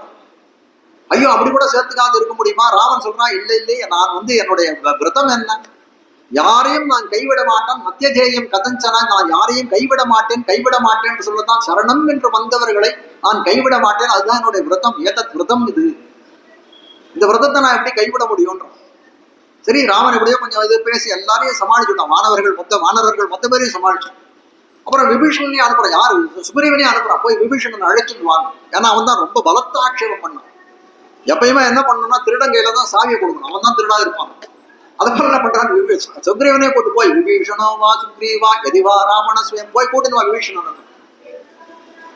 அப்புறம் போறக்கூடிய காலத்தை கூட்டு சொன்னாரா, இல்ல இல்ல சுக்ரீவா, ஒரு நிமிஷம் இங்க வா, வந்திருக்கோம் விபீஷணனும் ராவணனும் நமக்கு தெரியாது, நீயும் பார்த்தது இல்லை நானும் பார்த்தது இல்லை, அதனால வந்திருக்கவன் ராவணனா இருந்தாலும் கூட்டுனுவான். திருப்பி ஒரு தடவை வந்து என்கிட்ட கேள்விக்காத, வந்திருக்கிறது விபீஷணன் இல்ல ராவணன் அவன் பேருன்றான், என்ன பண்றதுன்னு என்கிட்ட வந்து கேட்காத, அழிச்சுட்டு வந்துடும் அவனை இருந்தாலும். அப்போ காட்ட வந்த விஷயம் இந்த இடத்துல என்ன, அறிந்து கொள்ள வேண்டிய விஷயம் இந்த இடத்துல என்ன அப்படின்னா, ராவணனே வந்திருந்தாலும் அவனை அங்கீகாரம் பண்ணுவதற்கு எம்பெருமான் தயாராக இருந்தான் அப்படின்றதானே பார்க்கணும். அப்போ அவர் எதிர்பார்த்தது என்ன, ராவணன் எப்படிப்பட்டவனா இருந்தான், சிறுகுடல் கனிவாய் பிரிவினை பிரித்த கொடுமையில் கடுவிசை அரக்கன். எம்பெருமானுக்கு உயிர்நிலையாக இருக்கக்கூடிய பிராட்டியை அவனிடத்திலிருந்து பிரித்து சென்றவர், ஒரு கொடுங்கோலனாய் இருக்கக்கூடியவன் இந்த ராவணன். அவன் திறத்துல கூட கருணை காட்டக்கூடிய கருணா காக்குச்சனாய் இருந்தான் ராமன் சொல்லக்கூடியதா இருக்கு. அப்ப அவன் எதிர்பார்த்தது என்ன, எம்பெருமான் திறத்திலே ஒரு விரோத பாவம் இல்லாத இருந்தால் போதும், அத்வேஷத்தோடு இருந்தால் போதும், அதுதான் அவன் எதிர்பார்க்கிறான். அது வேற எதுவுமே எதிர்பார்க்கிறது, அவன் பண்ணக்கூடிய நன்மையை நம்ம விளக்காது இருந்தாலே போதும்னு தெரிவிக்கிறார்கள். இப்போ நாராயணனே நமக்கே பறை தருவான், நமக்கேன்னு சொல்லக்கூடிய இடத்துல காட்டக்கூடிய விஷயம் என்னன்னா, அவரிடத்துல அத்வேஷம் அல்லாது இருக்கிறது. அவனிடத்துல போகக்கூடிய காலத்திலே கைமுதல் ஒண்ணும் இல்லாத அகிஞ்சனா, அப்படியே கையை கூப்பிட்டு போனது. அனன்ய கதி, உன்னை காட்டுல வேற எங்க நான் போவேன், நீ என்ன இல்ல இங்க இருந்து வெளியில போன்னு சொல்லிட்டான்னா எனக்கு போறதுக்கு கதியே இல்லையேன்னு சொல்லக்கூடியதான் அவன் இடத்துல போன. நமக்கே பறை தருவான், பறை தருவான், பறை தருவான். பறைனா என்ன சொன்னா, இவரெல்லாம் ஒரு நோன்புல எழுகிறார்களே, அந்த நோன்புக்கு அங்கமா இருக்கக்கூடிய ஒரு வாத்திய விசேஷம்னு தெரிவிக்கிறார். அப்படியே வாத்தியம் தானா அதுன்னு கேட்கிறார்.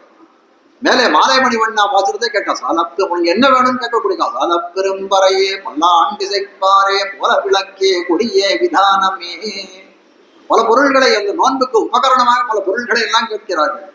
இதெல்லாம் கேட்டான் கண்ணன் பெருமான். கடைசியில் திருப்பி என்ன பண்ணான், நீங்கள் கேட்ட வாத்தியம் பெரும்பறையை நான் கொடுக்குறேன், இந்த கொடுக்க வந்தானா. இற்றை பறை கொள்வான் அன்னகான் கோவிந்தா. இந்த பறையை நாங்க கேட்கல, எற்றைக்கும் நாங்க கேட்ட பறை என்ன தெரியுமா, எற்றைக்கும் ஏழு பிறவிக்கும் உன் தன்னோடு உத்தோமே யாவோம் உனக்கே நாமாட்சேவோம். ஏழு பிறவிக்கும் உனக்கே கைங்கரியம், நீ அவதாரம் பண்ணக்கூடிய காலத்திலெல்லாம் நாங்களும் உங்களுடைய அவதாரம் செய்து உனக்கே கைங்கரியம் செய்யக்கூடியவர்களா இருக்கும். அதுதான் பறையன்னு கேட்கிறார்கள். இந்த பறையன்னு சொல்லக்கூடிய இந்த இடத்துல இப்ப வாத்தியம்னு சொல்லக்கூடியது, ஊரார்களுக்காக ஒரு நோன்பு நோக்கிறாங்க. அந்த நோன்பு நோக்கிற வியாஜத்துக்காக அந்த பறை வாத்திய விசேஷம்னு தெரிவிக்கிறார்கள், காட்டுகிறார்கள். அப்ப கைங்கரியத்தை தான் கேட்கிறார். பெருமாந்திரத்திலே தொண்டு செய்ய வேணும் என்பதை கேட்கிறார்கள். அப்படின்னா நாமளே போய் செய்யலாமே. இப்ப இந்த இடத்துல நிறைய குப்பையா இருக்கு, ஒரு தொடர்பு எடுத்து நம்மளால பெருக்கணும்னா யாராவது வந்து வாண்டான்னு சொல்ல போறாளான்னு. புஷ்பங்கள் நிறைய வந்திருக்கு, உதிரியா புஷ்பங்கள் வந்திருக்கு, நார் இருக்கு, சுவாமியை நான் தொடுக்கட்டுமான்னு அப்படின்னு கேட்டான்னா யாராவது மாட்டேன்னு சொல்ல போறாளான்னு. யாரும் மாட்டேன்னு சொல்ல போறது இல்லை. ஆனால் அந்த கைங்கரியம் செய்யக்கூடிய காலத்திலே அந்த எம்பெருமான் ஏவி அதை செய்ய வேண்டும். தேவி மாறாவார் திருமகள் பூமி ஏவமத்தமரர் ஆட்செய்வார். ஏவமத்தமரர் ஆட்செய்வார், அவர்களை ஏவ வேண்டும். ராமன் வனவாசத்துக்கு போனான். வனவாசத்துக்கு போன காலத்துல என்ன பண்றான், அந்த வனத்திலே வந்து லக்ஷ்மணன் தரத்திலே ஒரு பர்ணசாலை, நம் தங்குவதற்காக ஒரு பர்ணசாலை அமைத்துடுவோம். லக்ஷ்மணன் உடனே கேட்கிறான், ராமா அண்ணா நீ எப்படி பர்ணசாலை கட்டணும்ன்றது நீ தான் சொல்லணும். நீ சொன்னா நான் கட்டுறேன், எந்த இடத்துல கட்டணும், எப்படி கட்டணும் அதை கொஞ்சம் சொல்லுன்றான். உடனே ராமன் சொன்னான், ஏன் என்கிட்ட எல்லாம் கேட்கறேன், உனக்கே எல்லாம் தெரியுமாச்சு, நீயே எப்படியா ஒரு பர்ணசாலையை நிர்மாணம் பண்ணிடுவோம்னுட்டான். உடனே அவன் சொல்றான், ஸ்வயம் துருஜிரே தேகே கிரியதாம் விதி மாம் வத. முதல்ல அவன் சொன்னான், அகம் சர்வம் கரிஷ்யாமி ஜாகிரதா ஸ்வபதஸ்சதே. நீ விழித்திருக்கக்கூடிய காலத்திலும் தூங்கக்கூடிய காலத்திலும் எல்லா சமயத்திலும் நான் எப்படி பண்ண, சர்வகால சர்வாவஸ்தைகளும் உனக்கு கைங்கரியம் பண்றதுக்குன்னு தான் நான் வந்தேன். எனக்கு ஒரு சுதந்திரத்தை கொடுக்காத, நான் சுதந்திரம் இல்லை, உனக்கு அடிமைப்பட்டவனா இருக்கக்கூடியவன் நான்.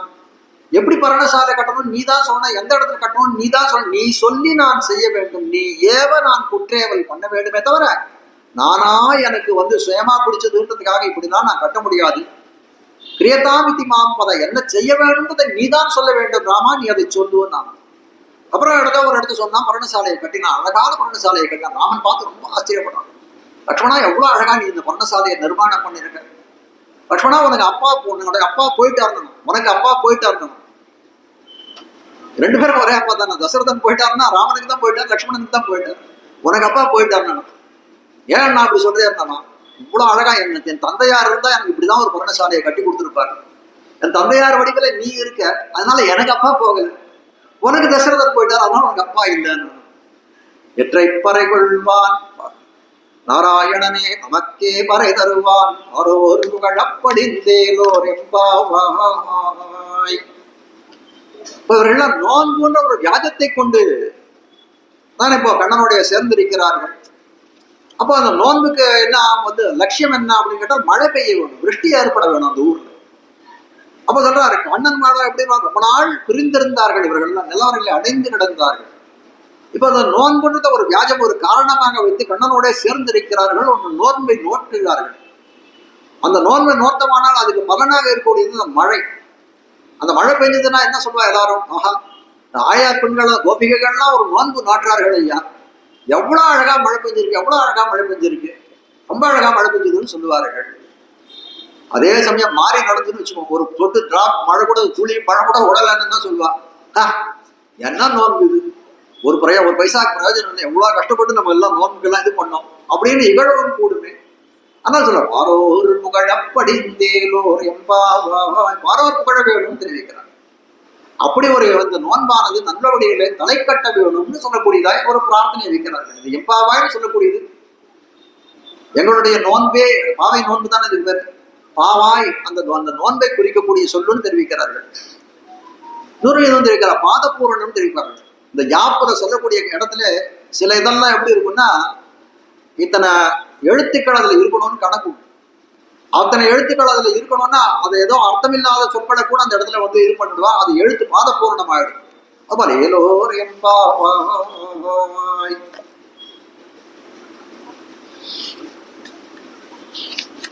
அதுக்கு மேல ரெண்டாவது பாசுரமானது வையத்து வாழ்வீர்கள். அது 5-10 நிமிஷத்துல முடிச்சிடும்.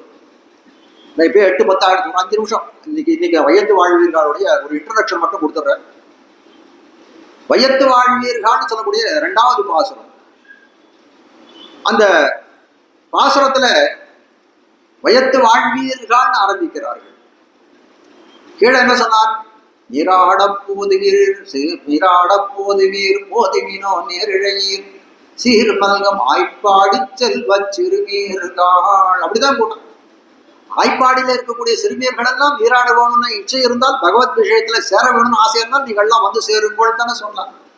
ஆனா இந்த இடத்துல பாருங்க, வையத்து வாழ்வீர்கள். ஆய்ப்பாடி மட்டும் இல்ல, இந்த ஜெகத், இந்த பூமண்டலம் மொத்தம் இருக்கணும். வையத்து வாழ்வீர்கள் அப்படின்னு சொல்லிட்டான். அப்ப பார்த்தா இதுல என்ன தெரிகிறது? ஆண்டாளுக்கு பெரிய ஒரு ஹிருதயம், அவனுடைய மனசானது ரொம்ப பரந்து விசாலமான மனம் படைத்தவளாய் இருக்கிறாள் ஆண்டாள் காட்டுகிறாள். ஆனா இப்பேற்பட்ட மனசு பெரியாழ்வார், அவருடைய தகப்பனார் இருக்கக்கூடிய பெரியாழ்வார் கூட கிடையாது. அவர் பாடார், திருப்பல்லாண்டுல பாடார், வாழாட்பட்டு நின்னீர் உள்ளீரேல் வந்து மண்ணும் மனமுன்கள். வாழணும்னு ஆசைப்பட்டிருந்தாலும் வாழணும். கூழாட்பட்டு சோறு கூரை இந்த உடுப்பு இது உடை உணவு இதுக்காக பறக்கக்கூடியவளா இருந்தாலும் வராதிங்க. உடாட்பட்டு நின்னீர்களை எங்கள் குழுவினில் பூதல் ஒட்டோ, எங்கள் குழுல நீங்க சேரவே சேராதீங்கன்னு ரொம்ப கடினமான வார்த்தையை சொன்னாள். ஆண்டாள் எப்படி சொன்னா அப்படின்னா, வையத்து வாழ்வீர்கள். முதலே சொன்னா இச்சை இருப்பவர்கள் எல்லாம், ஆய்ப்பாடில் இருப்பவர்கள் வாழ்வோம் சொன்னார். 2வது பாட்டுல என்ன சொல்றான்னு கேட்டால், வையத்து இந்த பூலோகத்துல இருப்பவர்கள் எல்லாரும் வாருங்கோன்னு சொன்னார். அப்போ பெரியாழ்வாருடைய கூற்றையும் ஆண்டாளுடைய கூற்றையும் பார்க்கக்கூடிய காலத்துல எப்படி இருக்கு? பெரியாழ்வார் சொன்னதுக்கு ஒரு பிராயச்சித்தத்தை போல இந்த பாசுரம் அமைந்திருக்கிறதுன்னு காட்டுகிறார். ஆண்டாள் பரசுமிருதியை வேண்டக்கூடியவளாய் இருக்கான்றத காட்டக்கூடியதாக இருக்கிறதுன்னு காட்டக்கூடியவள். அப்போ இந்த ஆண்டாள் சொன்ன வார்த்தை கீழே சொல்லிட்டா, நீரான போதுவீர் போதுமினோ நேரடியும் சொல்றா, இங்க வையத்து வாழ்வீர்கள் சொல்றா. ஒரு முரண்பாடு இருக்கு. ஏன்னா முரண்பாடு இல்லை, அந்த இடத்துல ஒரு சிக்ஷணம், ஒரு என்ன சொல்றது, ஒரு திருத்தம் அந்த இடத்துல தேவைன்னு சொல்லக்கூடியதா இருக்கு. திருத்தம்னா என்ன அப்படின்னு கேட்டா,